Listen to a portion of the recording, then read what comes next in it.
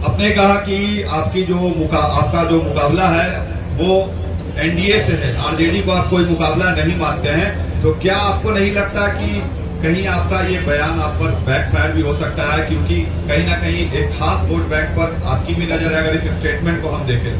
नहीं, आप ये भाई, इसके लिए कोई आपको बहुत ज्ञानी होने की जरूरत नहीं है। आप 2005 से जब से एनडीए बना है उसके बाद से आरजेडी की कोई ताकत रही नहीं है।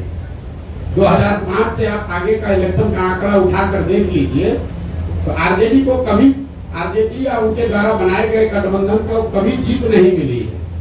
महागठबंधन का एक अपवाद छोड़ दिए जिसमें हम लोगों ने मदद की थी, उसमें भी आरजेडी जूनियर पार्टनर ही था। नीतीश जी के चेहरे पर चुनाव लड़ा था, आरजेडी के नाम पर चुनाव नहीं लड़ा गया था। और अभी का लोकसभा का चुनाव देख लीजिए, इस लोकसभा चुनाव में 176 विधानसभा में भाजपा और एनडीए को बढ़त है। तो हमारा अगर मुकाबला है तो जो 176 में आगे है उससे मुकाबला होगा कि जो 50 सीट में आगे है उससे मुकाबला होगा। तो ये तो हमारे आकलन का विषय नहीं है, ये तो फैक्ट है। किसने कह दिया आपको? भाई ऐसा है, अब अपने हिसाब से कहिएगा। क्या लोकसभा में कितना सीट है आरजेडी को? 2014 में आरजेडी को 5 से कम सीट था, 2014 में 0 सीट था, 2019 में 4 सीट मिला है। और आप लोग बता रहे हैं बाप रे कितना बड़ा दल है आरजेडी। आरजेडी, एक बात ध्यान रखिए आप लोग, आरजेडी अपने दम पर, लालू जी से बहुत बड़े नेता हैं, लेकिन लालू जी अपने दम पर बिहार जीवन में सिर्फ एक ही बार जीते हैं, एक ही बार जीते हैं। दोबारा बिहार की जनता ने लालू जी को बहुमत नहीं दिया है। तो एक बड़ा दल का धोखा बिहार के दूसरे कोने में जाकर बताइएगा, हमको मत समझाइए। कितना उनको दम है वो हमको मालूम है। और वो दम का आधार क्या है? दम का आधार यह है 18% मुसलमान, जिसको आप 20 बरस से डरा रहे हैं कि अगर हमको वोट नहीं दोगे तो भाजपा आ जाएगी। आपने मुसलमानों के लिए किया कुछ नहीं, उसको भागीदारी नहीं दी, उसको हिस्सेदारी नहीं दी, उनके बच्चों के पढ़ाई की चिंता नहीं की, उनको लालटेन में किरासन तेल बनाकर जला रहे हो, रोशनी अपने घर में कर रहे हो। उसको अगर हटा दीजिएगा तो कितने लोग बिहार के हैं जो आरजेडी के समर्थन में? आप बता दीजिए, आपको ज्यादा जानकारी है।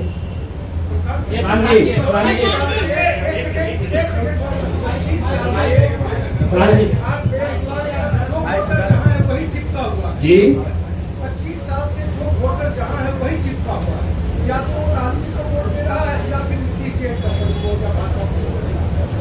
जातीय कीचड़ में फंसा हुआ इस बिहार को। आपको लगता है कि इस जाति के? अब देखिए, आप ही के बयान को दोहरा देते हैं। आपने कहा कि 25 बरस से बिहार का वोटर एक ही जगह चिपका हुआ है। अब आंकड़ों से बिल्कुल ये उलट बात आप कह रहे हैं। 2014 से पहले भाजपा यहाँ पर कोई उसका वजूद नहीं था।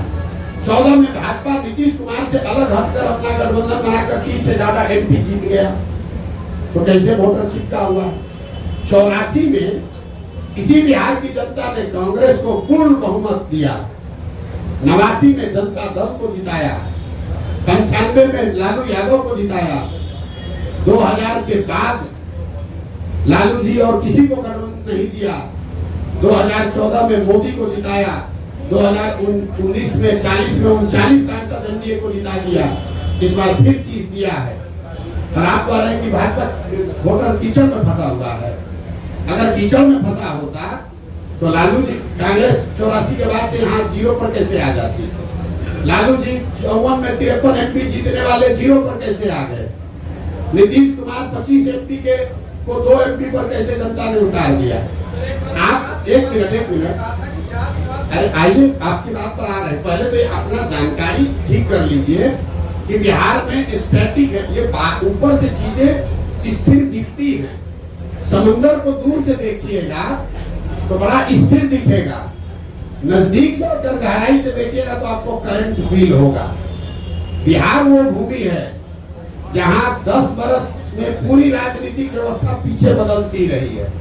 लालू जी का वर्चस्व 90 के दौर में रहा है, 2000 आते आते लालू जी का वर्चस्व खत्म हो गया।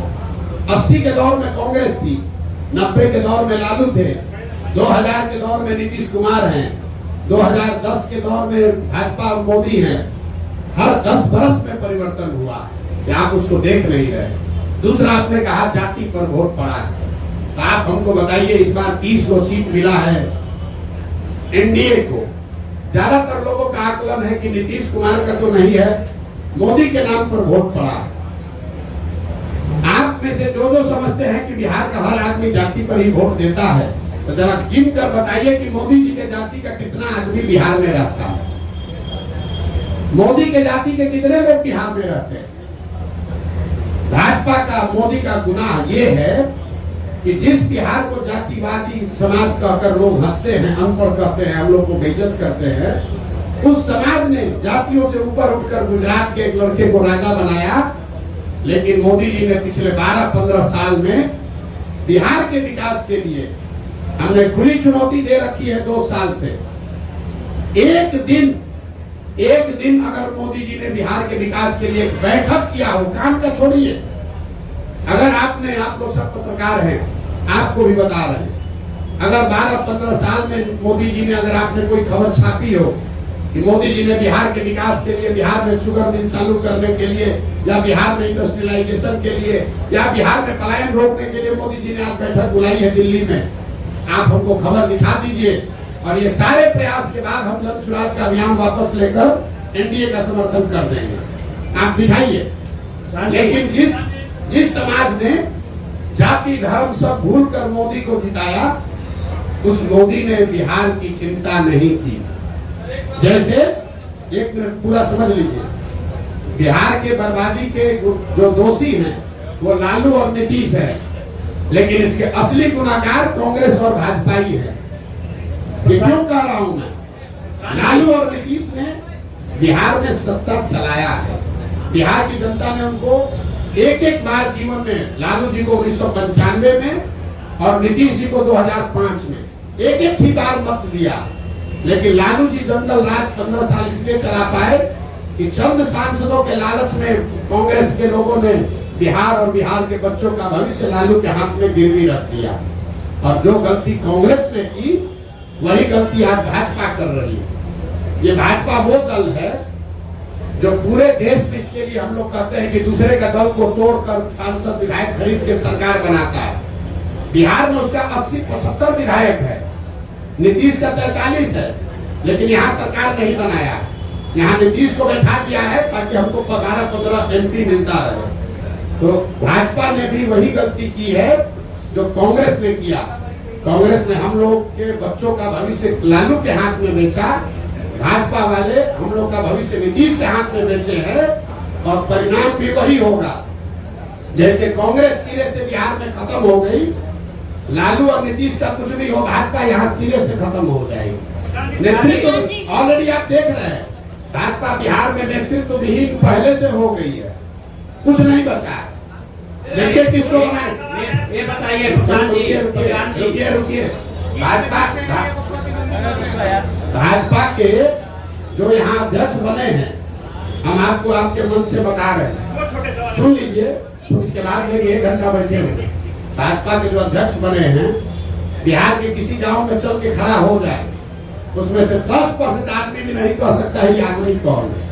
ये भाजपा के नेतृत्व का देखिए स्थिति। जो भाजपा के अभी अध्यक्ष है, उसको बिहार में 10% आदमी पहचानता नहीं है कि आदमी है कौन। अब भाजपा उनके जरिए बिहार सुधारना चाहती है, ये दिखाता है। यही काम कांग्रेस ने किया था, उन्होंने अपने नेतृत्व को खत्म करके लालू के हवाले कर दिया। तो भाजपा ने अपने नेतृत्व को, उसमें भाजपा में भी जो काबिल आदमी है उसको सबको हटा के और ऐसे लोगों को दिया है जो नीतीश का झोला ढोते रहे, उसके पीछे चलते रहे। आपकी काबिलियत के पैमाने पर दूसरे नाकाबिल कैसे हो जाते हैं? जी, आपकी काबिलियत के पैमाने पर दूसरे नाकाबिल कैसे हो जाते हैं? हमने तो किसी को नाकाबिल कहा ही नहीं। और नहीं, एक तो निरपेक्ष भाव से तो यही बात जा रही है ना कि आप काबिल लोगों को लाएंगे, यानी अभी तक सत्ता में जो लोग हैं या आते रहे वो नाकाबिल है। मेरी पूरी बात सुन लीजिए। और अगर आपके काबिलियत का पैमाना क्या है, निर्धारण आपने किस ठीक हिसाब बात, से किया ये है? अच्छा सवाल है। और उसके साथ दूसरी बात ये कि अगर सत्ता में आने के बाद काबिल लोग नाकाबिल हो जाते हैं तो आपके जन सुराज की क्या गारंटी है? ठीक। और अगर गारंटी नहीं है तो बिहार की जनता एक छल के लिए और क्यों ठीक मजबूर? 3 सवाल आपके जवाब दे रहा हूँ। पहला इन्होंने कहा कि आप कह रहे हैं कि काबिल आदमी को लाएंगे मतलब दूसरा नाकाबिल है, ये बात नहीं है। लकीर बड़ी करने के लिए उस दूसरे को काटना जरूरी नहीं, उससे लंबी लकीर खींची जा सकती है। तो जिसको जन स्वराज का नेतृत्व दे रहे हैं, इसका पहला पैमाना ये है कि उस आदमी को आप जो जन स्वराज का अध्यक्ष बनेगा, यहाँ पर 3 बड़े पार्टियों के 4 बड़े पार्टियों के अध्यक्ष पहले से हैं। भाजपा के अध्यक्ष दिलीप जायसवाल जी हैं, जदयू के अध्यक्ष उमेश कुशवाहा जी हैं, आरजेडी के अध्यक्ष जगदानंद जी हैं और कांग्रेस के अध्यक्ष अखिलेश जी हैं। जन स्वराज का जो अध्यक्ष बनेगा उसको खड़ा कर दीजिए और पांचों के सामने उसकी काबिलियत, उसका डिग्री, समाज में नजरिया और किसी भी विषय पर आप उससे बहस करा लीजिए, खुद तय कर लीजिए कि उसमें काबिल कौन है। काबिलियत का पैमाना समाज है। दूसरी बात आपने कही कि ये इसकी क्या गारंटी है कि जन स्वराज का आदमी, अगर काबिल आदमी भी गलत बन जाए।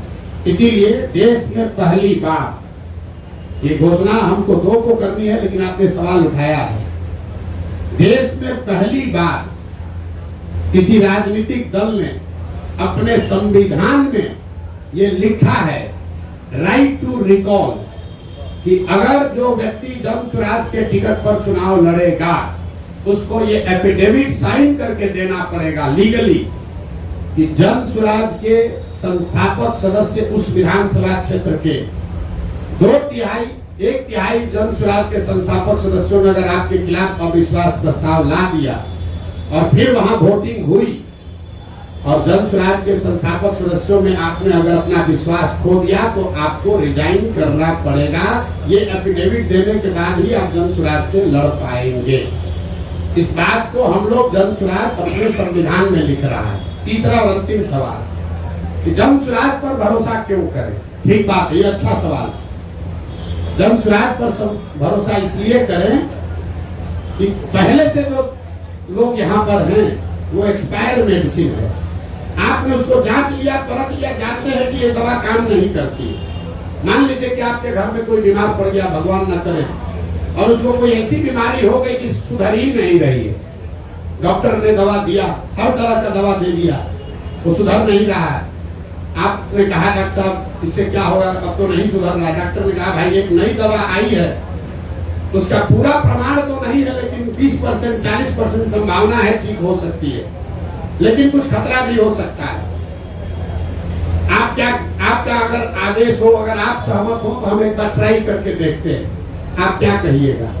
अपने परिजन को बचाने के लिए आप क्या कहिएगा कि जो 3 दवा जिसको आपने ट्राई कर लिया, जिसका फायदा नहीं हुआ, उसी पर रखिएगा या कहिएगा कि ना भाई इतना डॉक्टर साहब 20% संभावना है लेकिन नया दवा आया है, इसको ट्राई कीजिए, शायद हमारी किस्मत, दुआ, भगवान का आशीर्वाद शायद लग जाए। तो जन स्वराज जो जिन दलों से हम लड़ रहे हैं वो एक्सपायर मेडिसिन है। जनता ने उसको 30 बरस देख लिया, परख लिया, जान लिया, ये नहीं सुधार सकता है। जन स्वराज नया प्रयास है, इससे सुधार हो भी सकता है, शायद नहीं भी हो सकता, लेकिन शायद हो भी सकता है। तो ऊपर वाले की दुआ रही तो निश्चित तौर पर बिहार की जनता वो रिस्क लेगी। और एक अंतिम बात, हमारा अपना मानना है कि सबके जीवन में कभी न कभी सवेरा आना है। बिहार के 13 करोड़ जनता के भविष्य में भी कभी न कभी तो सुधार भगवान ने, ऊपर वाले ने लिखा होगा। हम लोग तो निमित्त मात्र हैं। हम तो पहले भी ये हमको समझ थी, हमने पहले प्रयास क्यों नहीं किया? प्रयास हम तब शुरू किए हैं जब ऊपर वाले की मर्जी हुई है। हम 1% है, ऊपर वाला 99% है। मेरा ये विश्वास है कि 13 करोड़ बिहार के लोगों का जीवन भी कभी सुधरना भगवान ने तय किया होगा और शायद जन स्वराज वो निमित्त है, वो रास्ता है जिसके जरिए वो सुधार हो पाएगा।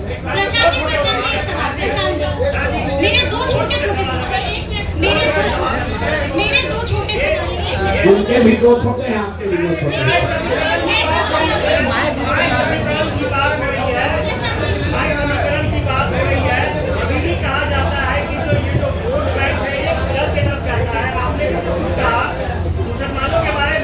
भाई देखिए, ये सुनिए ना, इतना है घबरा बिहार के लिए चिंता करने वाले लोग उतना घबराए हैं। आपने कहा माई समीकरण, रुकिए, अभी हमारी बात पर मत जाइए। पूर्णिया रुपौली में चुनाव हुआ है, सबसे ताजा प्रमाण, जनता का प्रमाण ही सबसे बड़ा प्रमाण है। रुपौली में चुनाव हुआ, माई समीकरण की बात करने वाले आरजेडी वालों ने बीमा भारती जी को वहां उम्मीदवार बनाया। रुपौली की स्थिति से जो लोग जानकारी रखते हैं, बीमा भारती जी के अपने जाति के 35-40 हजार लोग उस विधानसभा में रहते हैं। 15,000 MY में वाई समाज के लोग, यादव समाज के लोग रहते हैं, और 45,000 वहां मुसलमान रहते हैं। तीनों मिलाइएगा तो 1 लाख हुआ।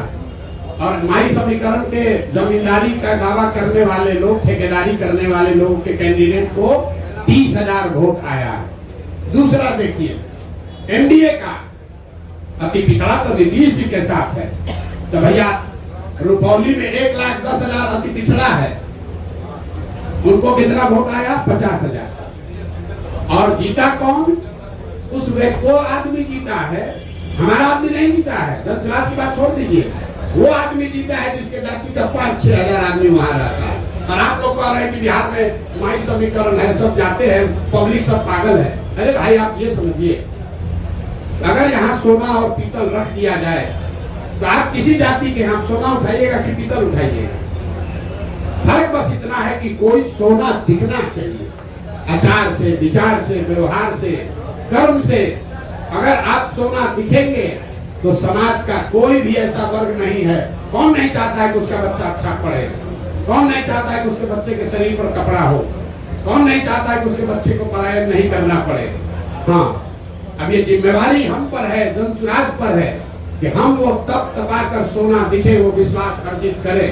और मैंने कहा है कि अगर 3 वर्ष में विश्वास अर्जित नहीं कर पाए तो 5 वर्ष चाहे और चलना पड़े, 10 वर्ष प्रयास करना पड़े, हम पीछे नहीं हटने वाले। जब तक समाज को ये विश्वास न दिला दे तब तक ये प्रयास रुकेगा नहीं। बिहार को सुधारे बगैर मानने वाले नहीं है, चाहे 2 वर्ष लगे कि 10 वर्ष लगे।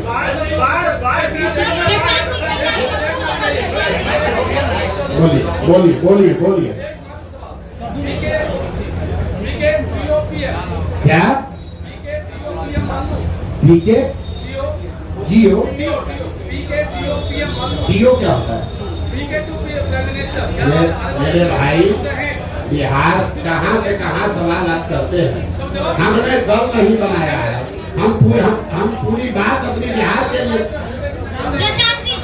अगर हम अपने जीवन में, मेरे जीवन का भी एक, हम 10 साल में अपना जीवन जीते। 10 साल हम संयुक्त राष्ट्र संघ में थे, 10 साल जो हमने काम, और जब संयुक्त राष्ट्र संघ में बुलंदी पर थे, जब वहाँ बुलंदी पर थे, 35 वर्ष के उम्र में संयुक्त राष्ट्र संघ में मुकाम हासिल कर लिए, तब हमने उसको छोड़ा और छोड़कर 10 वर्ष जो काम किया, जिसको आप चुनावी रणनीतिकार प्रबंधन करते हैं, 2011 से 2021। और जब हम उस काम में चुनावी प्रबंधन रणनीतिकार जिसको आप कहते हैं, उसमें बुलंदी पर थे, तो 2021 में उस काम को छोड़ दिए। अब मेरा अगले 10 साल का जीवन का एक ही लक्ष्य है, बिहार को देश के 10 अग्रणी राज्यों में शामिल कराना है। चाहे उसके लिए जो कुछ भी करना पड़े। हम देश, दुनिया, विश्व नहीं देख रहे हैं, एक ही चीज देख रहे हैं, बिहार की समस्या, बिहार के बच्चे, बिहार की पलायन, बिहार की अशिक्षा। और जैसा मैंने आपको कहा, आप चुनाव देख रहे हैं, मैं देख रहा हूं कि जब तक ये नहीं सुधरेगा तब तक बिहार में ही प्रशांत किशोर को इसी तरह से प्रयास करते रहना। विपक्ष आप पर कई तरह के आरोप लगाता है, जिसमें से एक आरोप ये है कि जनसुराज कुछ और नहीं बल्कि वन मैन शो है। इस आरोप पर प्रशांत किशोर क्या जवाब देंगे? देखिए, कम से कम विपक्ष वाले या पक्ष वाले आरोप लगाना शुरू तो कर रहे हैं। जब हमने अभियान शुरू किया था तो कहता था ये है कौन, प्रशांत किशोर कौन है। किसी ने हमको व्यापारी कहा, तो हमने मंच पर कहा, कैमरे के सामने कहा, हाँ व्यापारी हैं, सामान बेचने आए हैं, अपना विचार बेचने आए हैं, लोगों को माथा पर टोकरी लेकर घर घर घूम रहे हैं, ये विचार बेच रहे हैं। कि जाति धर्म नाली गली का छोड़ो, अपने बच्चों की चिंता करो, ये विचार बेचने आए हैं। तो ये तो मान रहा है ना विपक्ष वाला कि प्रशांत किशोर को बेचने आता है, तो हम ये विचार घर घर बेच कर आए हैं कि एक बार जीवन में नेताओं की बच्चों की चिंता छोड़ दो, अपने बच्चों की चिंता कर लो, ये विचार बेचने आए। तो आज अभी पहली बार, आप लोग ध्यान नहीं दे रहे, पहली बार देश में ऐसा हो रहा है कि जो सत्ता में है और जो विपक्ष में है, दोनों के राजनीतिक कार्यकर्ता छोड़कर वहां जा रहे हैं जो अभी दल ही नहीं है। आप इसको जरा आकलन करके देख लीजिए। राजनीतिक कार्यकर्ता तो वहां जाता है जहां सत्ता है या सत्ता आने की संभावना है। जन सुराज अभी दल नहीं है और आरजेडी वाले चिट्ठी निकाल रहे हैं कि भैया लालू जी के समाजवाद का हवाला है, जो दल मत छोड़ो रे भाई, अरे यहीं पर बने रहो। भाजपा वाला, कल हमको एक भाजपा का नेता आया, कहा भैया भाजपा का कार्यालय है, बैठे हम लोग हैं, लेकिन चर्चा खाली जन सुराजे का हो रहा है। ये हमारी ताकत नहीं है, ये बिहार के लोगों की 30 बरस की छटपटाहट है। 30 बरस से भाजपा का डर दिखाकर लालू और लालू का डर दिखाकर भाजपा ने जो वोट लिया है, ये उनकी छटपटाहट है। जब बिहार के लोगों को कोई रास्ता मिल जाएगा तो मुफ्तखोरी जो है वो छूट जाएगी, राजनीतिक बंधुआ मजदूर कोई नहीं बचेगा। यही अभियान है, इसीलिए छटपटाहट और घबराहट। प्रशांत जी, एक बड़ा खतरा बनकर उभरे, एक छोटा सवाल प्रशांत जी, आप एक बड़ा खतरा बनकर उभरे हैं, तो कईयों ने आपको भी संपर्क करने की कोशिश की होगी, तो प्रशांत किशोर के रोज भाई कितनों का कॉल आया है, किस-किसका कॉल आया? ऐसा है, प्रशांत किशोर को बिहार में प्रयास करने की जरूरत नहीं है हमको लोगों को संपर्क करने के लिए। देश में कौन ऐसा नेता दल है, आप लोग सब पत्रकार हैं, कौन ऐसा दल और नेता है जो सोचेगा कि प्रशांत, नहीं सोचेगा कि प्रशांत किशोर को अपने साथ रखें? भाई भूमिका हमको चाहे कुछ भी दे, इतना तो जरूर चाहेगा प्रशांत किशोर हमारे साथ रहे। तो यहाँ जब चुटपुलिया नेता को, जिसको 5000 वोट आ जाता है, वो सौदा कर सकता है, तो आपको कैसे लग रहा है कि हमारे पास ऑफर नहीं आ रहा है? हमको लोग प्रलोभन नहीं दे रहे, डर नहीं दिखा रहे, लेकिन हमने जो वादा किया है कि 243 मतलब 243, 242 नहीं होगा। और चुनाव के बाद अगर 130-35 सीट भी आ जाए, ये भी कैमरे पर कहा है, तो प्रशांत किशोर उसको अपनी व्यक्तिगत हार मानेंगे कि मेरे प्रयास में कमी रह गई, हम बिहार को लोगों को नहीं समझा पाए। हमारे लिए आंकड़ा 122 नहीं है, मुकम्मल जीत होनी चाहिए, तभी मानेंगे कि हमारा ये प्रयास सफल हुआ। 130, 135 सीट अगर जन सुराज को आया तो प्रशांत किशोर की, जन सुराज की इस प्रयास की हार होगी। प्रशांत जी, इसी से जुड़ा हुआ सवाल है कि आपका आकलन बहुत सटीक रहा है, पिछले कई चुनाव में देखा गया है, और आप कहते रहे कि इस चुनाव में बिहार में या तो अर्थ पे या तो फर्श पे जी। तो अभी आपका आकलन क्या है, कितने सीट जन सुराज लेकर आई? और इसी से जुड़ा हुआ सवाल है, अगर 10, 15, 20 सीट बच जाते हैं बहुमत से, उस स्थिति में जन सुराज क्या करेगा? फिर से चुनाव में जाने के लिए बिहार की जनता को धकेल देगा? 130 आएगा ना, आप कहे 10-15 कम में रह जाएगा। हमने 15 बढ़ा दिया, और पहले इंटरव्यू में बहुमत से 15 ज्यादा, बहुमत से 15 ज्यादा आएगा तो भी उसको हम अपनी हार मान लेंगे और आपको मौका दे देंगे कि बना लीजिए। ये कह रहे हैं, आपको स्पष्टता से कह रहे हैं, फर्श पर या फर्श पर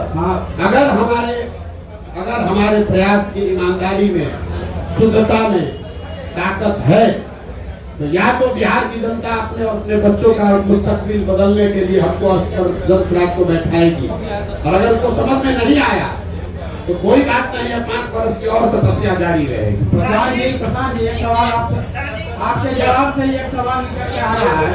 आप कह रहे हैं प्रशांत जी नहीं, हाँ, आप कह रहे हैं 130 सीट भी आएगा तो हम हार मान लेंगे, सरकार नहीं बनाएंगे। आप बोल रहे हैं, ये कहाँ का है दूसरा लाइन?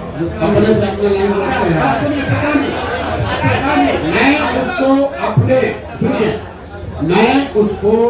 अपने इस प्रयास के बिहार को सुधार, देखिए बिहार में सिर्फ सरकार बनने से बिहार नहीं सुधरेगा। आपने बात सुनी नहीं हमारी। बिहार तब सुधरेगा जब यहाँ 5000 अच्छे लोग मुखिया बनेंगे, बिहार तब सुधरेगा जब यहाँ पर 50,000 अच्छे लोग वार्ड सदस्य बनेंगे। बिहार तब सुधरेगा जब यहाँ 200-250 अच्छे विधायक बनेंगे। सिर्फ सरकार बदलने से, मुख्यमंत्री बदलने से बिहार नहीं सुधर सकता है। इस नजरिए से मैं कह रहा हूँ कि अगर 130 सीट आया, इसका मतलब है कि आधी बिहार की जनता भी हमसे इस विचार से, इस प्रयास से कन्विंस नहीं हुई। उस नजरिए से ये हार हुई। तो हमको और प्रयास, कम से कम 2/3 बिहार की जनता को इस प्रयास की शुद्धता और ईमानदारी पर भरोसा जब तक न हो, तब तक प्रशांत किशोर का ये प्रयास जारी रहेगा, तभी सुधार होगा। सिर्फ सरकार बनाने से सुधार नहीं होगा।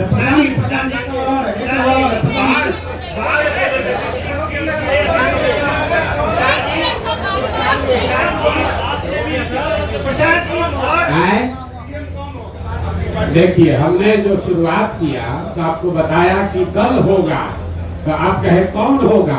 हम बोले दल सुराज होगा। फिर बोला दल का नेता कोई होगा, हमसे काबिल होगा। तो आपने फिर पूछा कौन होगा? तो हमने कहा हमसे काबिल होगा 2 तारीख, उसका नाम चेहरा देख लीजिएगा। फिर आपने कहा कि आपका एजेंडा क्या होगा? तो हमने आपको कहा गांधी मैदान से जारी करेंगे, उसको पढ़ के संतोष कर लीजिएगा। उसके बाद जारी ये भी करेंगे कि सीएम कौन होगा। एवरेस्ट पर चढ़ना है तो एक कदम भी चढ़ना पड़ेगा। एक ही बार रस्सी बांध कर एवरेस्ट पर नहीं पहुंच सकते हैं। पहुंचने की कोशिश कीजिएगा, गिर जाइएगा, रास्ते में खराब होगा। सबसे बड़ी विभीषिका है 20 जिले। आपको कुछ नहीं समझ है।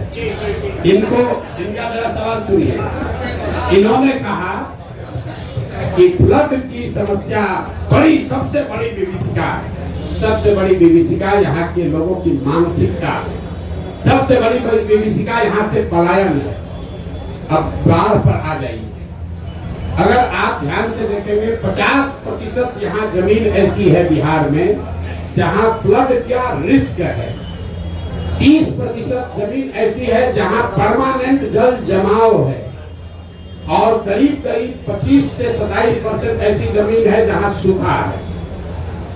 अगर आप बिहार को भौगोलिक तरीके से देखेंगे तो जो उत्तर के तराई वाले जिले हैं, चंपारण, पश्चिमी चंपारण, पूर्वी चंपारण, शिवहर, सीतामढ़ी, मधुबनी, दरभंगा, सुपौल, अररिया, किशनगंज, ये जो ऊपर के तराई वाले एरिया हैं, यहाँ पर बाढ़ के साथ साथ नदियों के कटाव का मामला है। जो मध्य के जिले हैं, गोपालगंज, सिवान, छपरा, वैशाली, समस्तीपुर, खगड़िया, बेगूसराय, इन जिलों में जब आप चलिएगा गांव-गांव, तो आपको बाढ़ से ज्यादा जल जमाव की समस्या दिखेगी। हर पंचायत में, प्रखंड में हजारों एकड़ जमीन ऐसी है जहां पानी परमानेंट लगा रहता है। और जब गंगा के आप दक्षिण में आते हैं, जिसको आप दक्षिण बिहार कहते हैं, यहाँ पर सूखे की समस्या है, पानी नहीं पहुंच रहा है।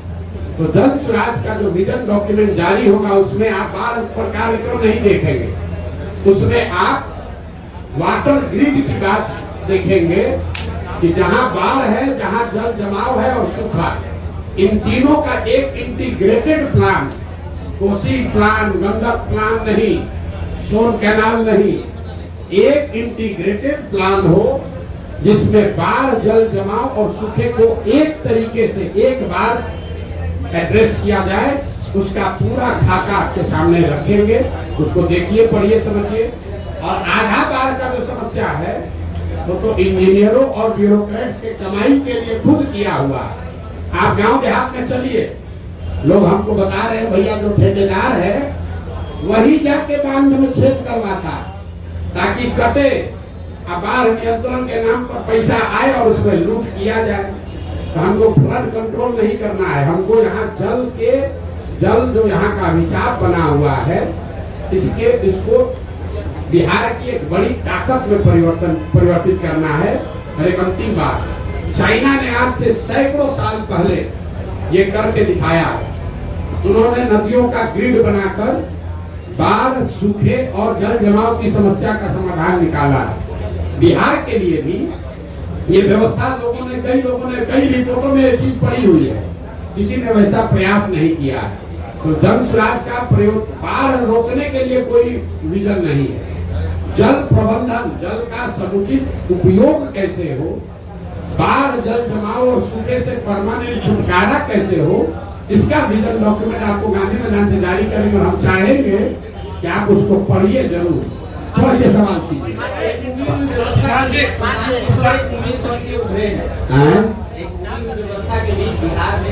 चलिए, आप लोग पत्रकार हैं, सुनिए सुनिए सुनिए, सवाल आ रहे हैं। आप लोग पत्रकार हैं, लेकिन हमको मालूम है कि आप पत्रकार से ज्यादा एक बिहारी भी है। और आप सवाल कुछ भी कीजिए, सुनिए, सवाल कुछ भी कीजिए। यहाँ बैठा हुआ कोई ऐसा बिहार का बंदा नहीं है जिसके दिल में ये आस नहीं है कि शायद अगर हो जाए तो बहुत अच्छा है। आप सवाल कर रहे हैं, लेकिन दिल में हमारे लिए प्रार्थना कर रहे हैं जन सुराज के लिए कि भैया अगर ये हो जाए। क्योंकि एक अंतिम बात सुन लीजिए, बिहार की जनता तो परेशान है, ये है पत्रकारों की जो दुर्दशा है। आपकी हालत तो वो है कि आप अपना दर्द लिख भी नहीं पा रहे हैं। कम से कम बिहार की जनता का दर्द तो कोई लिख रहा है, आप बता रहे हैं, लेकिन आपका दर्द तो आप बता नहीं पा रहे कि आपके बच्चों की क्या दशा है, आपकी सुरक्षा को लेकर क्या हालत है।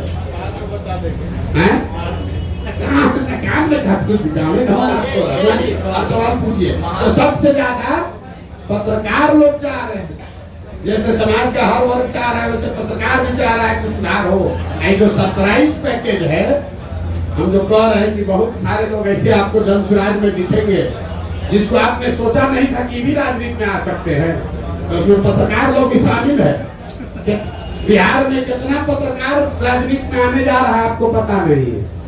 प्रशांत जी, महात्मा गांधी का मेरा सवाल, प्रशांत जी, महात्मा गांधी जी का तस्वीर लगाए उन्होंने विचारों पर चलने की बात करते हैं और ये नशा मुक्ति उनका महत्वपूर्ण ये बातें थी। शराबबंदी पर आपका बयान आया था, खूब वायरल हुआ कि शराबबंदी को हटा देंगे, उसमें सुधार की बातें नहीं की और सीधे तरीके से गांधी को आप कितना पढ़े लिखे समझते हैं? ये प्रशांत जी, गांधी जी ने ये बात ये महत्वपूर्ण समझ इसी लीजिए। से रिलेटेड ये सवाल है आपसे। आप एक नीतीश जी भी गांधी जी को अपना आदर्श मानते हैं, आप भी अपने गांधी जी को आदर्श मानते हैं। बापू का हवाला देके और आधी आबादी का हवाला देके शराबबंदी लागू बोल रहे, उसी पर बोल रहे। पहली बात कि जितने लोग भी यहाँ गांधी के नाम पर शराबबंदी की पर सवाल कर रहे हैं, गांधी जी ने शराबबंदी को, नशा मुक्ति को सामाजिक प्रयास के तौर पर बताया है। गांधी जी ने ये नहीं कहा कि कानून बनाकर शराबबंदी लागू किया जाए। और हम 2-3 बरस से कह रहे हैं बात, जिसको भी अपने गांधी के जानने पर दम हो वो आकर हमको बताए, समझाए कि गांधी जी ने ये कहा है कि कानून बनाकर शराबबंदी लागू किया जाए। दूसरी बात, शराबबंदी का अगर मान लो कुछ फायदे हैं भी, मान लो एक बार तो शराबबंदी लागू होगा तब ना फायदा होगा। बिहार में शराबबंदी कहाँ है? बिहार में शराबबंदी के नाम पर शराब का दुकान बंद है, होम डिलीवरी चालू है। पटना में तो कुछ ऐसा लोग सर्विस दे रहा है कि शराब का जो ब्रांड आप पीते हैं, आप बुलाइए, आपको पिलाएगा, आप बोतल वापस लेके जा रहा है, कल फिर लेकर आए, पूरा बोतल देख के पी नहीं सकते हो। और आप अपने घर में शराब रखना नहीं चाहते कि डर है पकड़ा जाएंगे, तो ऐसा सर्विस भी यहाँ पर है। आपको बता रहे हैं, आपको हमसे ज्यादा जानकारी होगा। शराब का बोतल लेकर आता है, जितना पैक पीना है पीजिए, बोतल ले जाएगा और अगले दिन फिर आपके सामने लाके बोतल खोलकर फिर देखेगा कि अभी आप ही वाला बोतल है, पूरा पेमेंट किए हुए। नीतीश, सुनिए, नीतीश कुमार के इर्द गिर्द बैठे हुए सारे लोग खुद ही शराब पीने वाले लोग, तो क्या बताएंगे? शराबबंदी की बात कर रहे हैं, हमने कहा है, इसको ध्यान रखिए, शराबबंदी से बिहार का हर वर्ष 20,000 करोड़ रुपया का नुकसान हो रहा है। जन सुराज का विजन ये है कि शराबबंदी को हटाया जाए और ये 20,000 करोड़ रुपया जो मिले वो बजट में न लिया जाए। उस जैसे हम लोग रोड बनाने के लिए 50 पैसा सेस देते थे, उसी तरह शराब से आने वाले टैक्स के पैसे को बजट में न लिया जाए। उस पैसे को अगले 20 वर्ष तक सिर्फ और सिर्फ बिहार के बच्चों के पढ़ाई के लिए खर्चा किया जाए तो शराबबंदी से अगले 12-15 वर्ष में 5 लाख करोड़ रुपया हम लोग जमा करने जा रहे हैं। आप बताइए ये होम डिलीवरी वाला शराबबंदी से समाज का फायदा है कि शराब की बिक्री भले हो, रेगुलेटेड हो, और उससे 5 लाख करोड़ रुपया इकट्ठा कराकर एक बच्चों को पढ़ाने के लिए विश्व स्तरीय व्यवस्था बना दी जाए, वो होना चाहिए। बिहार की जनता को तय करने दीजिए। हम पहले व्यक्ति हैं और एकमात्र राजनीतिक दल है जो कह रहा है कि शराबबंदी 15 मिनट में उठाकर फेंक देंगे। लोगों ने कहा महिला वोट नहीं देगी, न देती हो तो न दे। हम गलत नहीं बोलेंगे, गलत नहीं बोलेंगे। लोगों ने कहा भूमि सुधार का बात कीजिएगा, सवर्ण वोट नहीं देगा। हम सामने से कह रहे हैं भूमि सुधार लागू किया जाएगा। अभी जो सर्वे हो रहा है ये भूमि सुधार नहीं है। भूमि सुधार और जमीन के सर्वे में फर्क है। हम सरकार पर भी टीका टिप्पणी बहुत नहीं करते हैं, लेकिन आप लोग जितना राजनीतिक आकलन कर रहे हैं, ये कल किसी परसों पत्रकार ने बताया हमको, और उन्हीं का शब्द आपको कोट कर रहे हैं कि 3S शराबबंदी, सर्वे और स्मार्ट मीटर, ये 3 आखिरी कील है नीतीश कुमार के राजनीतिक ताबूत में। ये सिरे से इनको साफ कर देगा।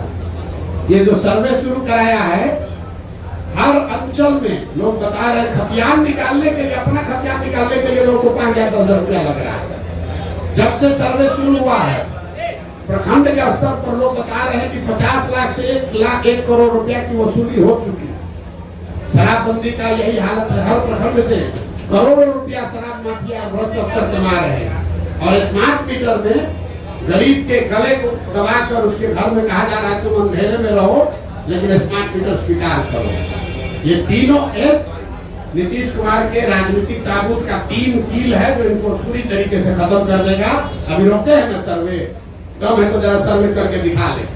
हमने सबसे पहले कहा कि 6 महीने में घर घर में झगड़ा होगा, गांव में गोली चलेगी।